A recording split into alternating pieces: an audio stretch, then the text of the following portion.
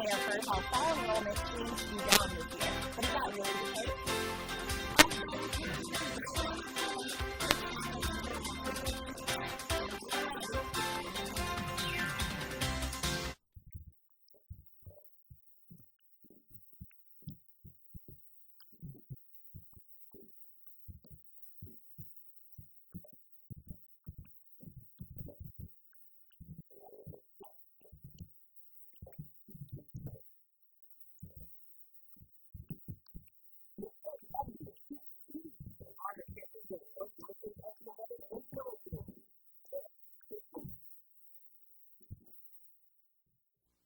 Thank you for joining us today on The Buzz. I'm Tyler Mead.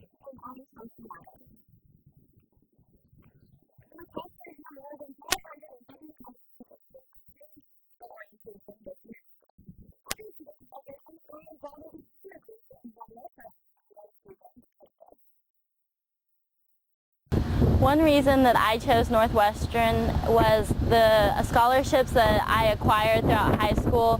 Northwestern really recognized my academic success that I had achieved. Also, Northwestern was really close to home, and so I didn't feel like it'd be a big culture shock to me. The main thing that we really talk to students about is just the value of the education that they're getting when they come to Northwestern, and the fact that it is a much more affordable place to come and get a great education, and that they're not going to go in debt for years. Many students feel that Northwestern had a true interest in their future. One of our students who's currently a freshman had a lot of opportunities to go to a lot of different places to go to school, and he told his professor that the reason he chose Northwestern was because of the recruitment office and how we, called him on the phone and sent him letters and things, and he said his words to his advisor were, "I felt like they wanted me."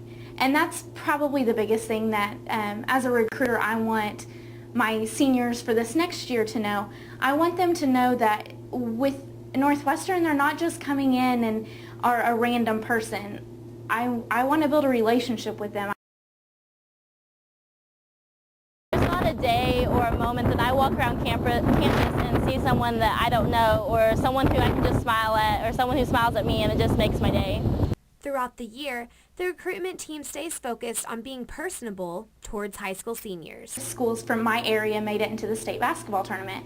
And so, I sent those girls teams and those guys teams a little quick good luck. And I've actually had a couple of students that are current students now come in and say, Chesney, nowhere else would have even thought of doing that for us. And for us in our recruitment office, that's the most important thing. I believe that no matter what, Northwestern will tell you this: you're not just a number, you're a name, you're a person, and they actually do take the time to get to know you, and they can help you with any situation you might be in, whether it's academically or personally, but there's bound to be someone out there who can really help you out. This to me is not just a job. This has been my way of life for literally the last 10 years. And whenever I'm on the road, I just tell stories about my college career. And, it's not just a small university. It is that. But it's also so much more. I literally think that I would have never had the opportunities that I've had at Northwestern had I gone anywhere else.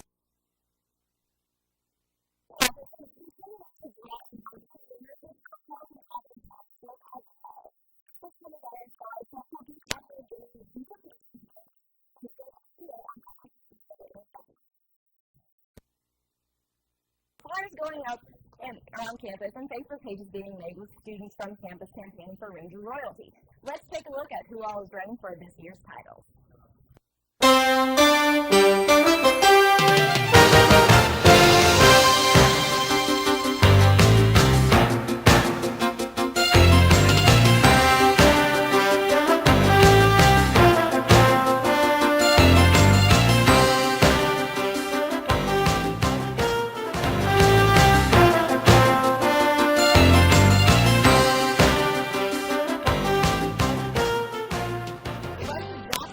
SBA President Michael Hebert in studio to talk about the upcoming elections. Jack?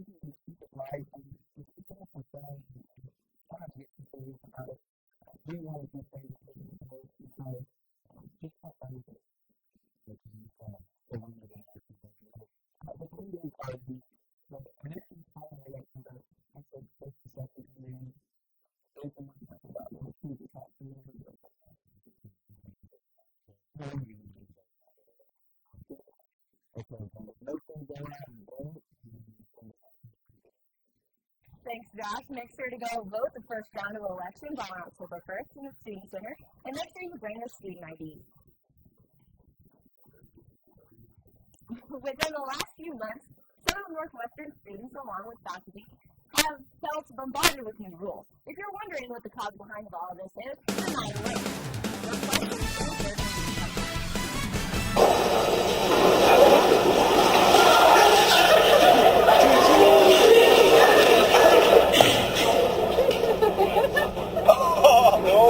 That's low.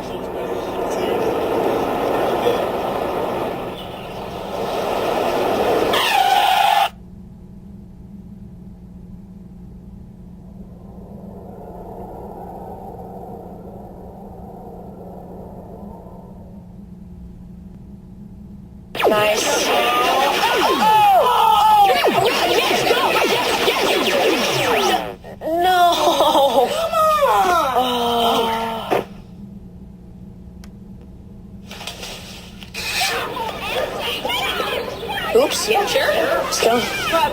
Moms everywhere are finding ways to keep kids active and healthy. Works every time.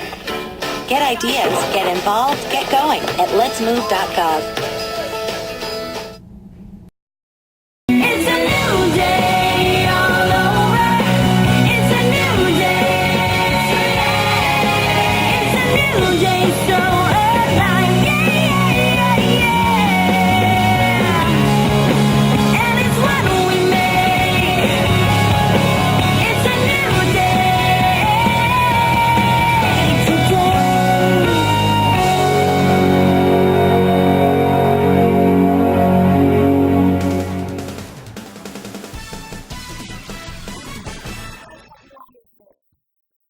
Thank you, Chelsea.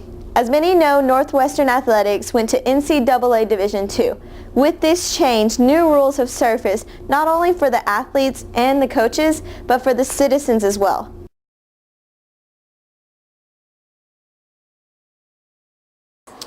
The best thing to do is if you're wanting to do something for a student athlete and you're not sure if it's permissible or not, is to call and ask me if you can actually do that. But some of the things that we can do, you can provide them a meal in your home. However, there's paperwork that has to be completed before that event happens. It has to be approved prior to. It can't be in a restaurant. It can't be anywhere outside of the home, of the person's home.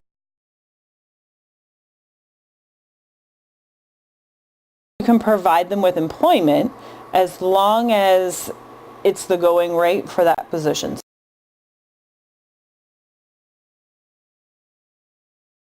In the recruitment process, anybody that's a booster or a representative athletic interest has very limited to almost no contact with a prospective student athlete. Now, for example, if it's a family friend or somebody that you've known all your life, there's exceptions, but it's always, again, best to come and ask me what those exceptions are just to make sure that we're not in violation. But when they're on campus, they're, a hello and goodbye, that's about as as much as we can have with them. Off campus, you can't call them, you can't text them, you can't email them, you can't Twitter or Facebook them. There has to be no contact between the two.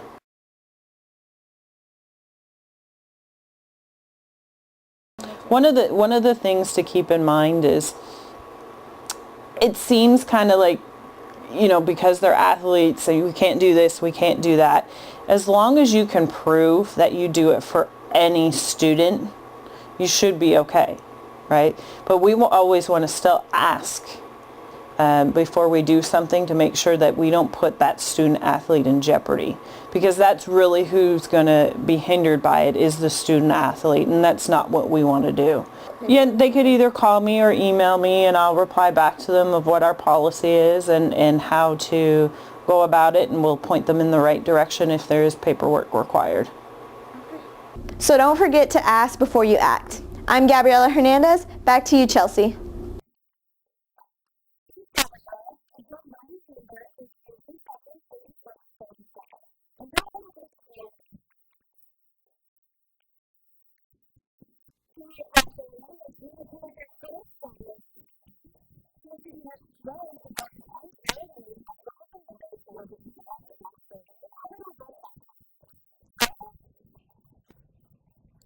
Thank you, Chelsea. In studio, I have Trisha Price with us, and Trisha comes to us all the way from South Dakota.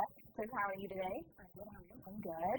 So, how were the results for this past weekend in Colby? They were pretty basic. Our women's team actually did very well. We had 4 rounds during the first time, which was really good.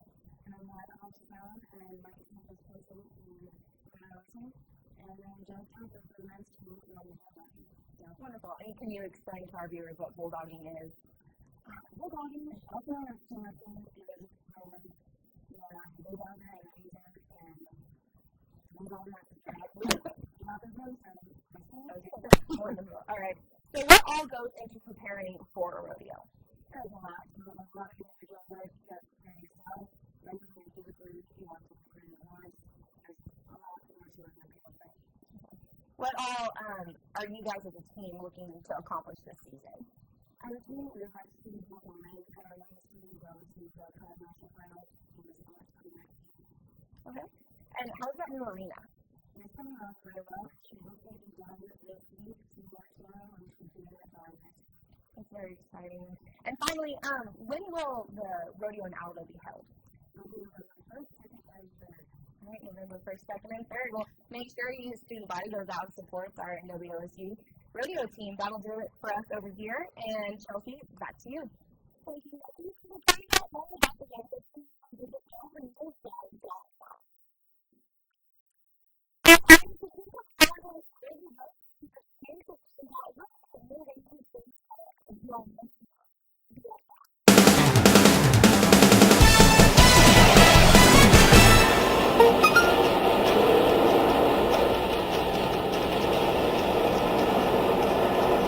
The average text takes your eyes off the road for nearly 5 seconds.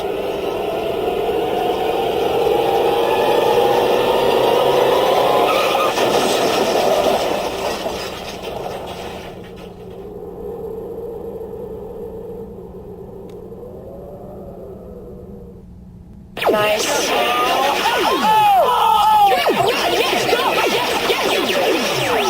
No!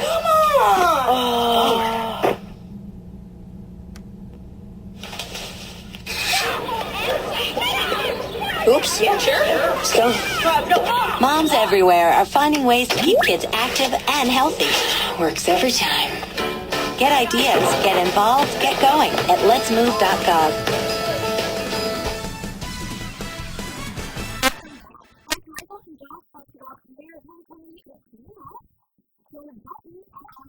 Foundation office, as well as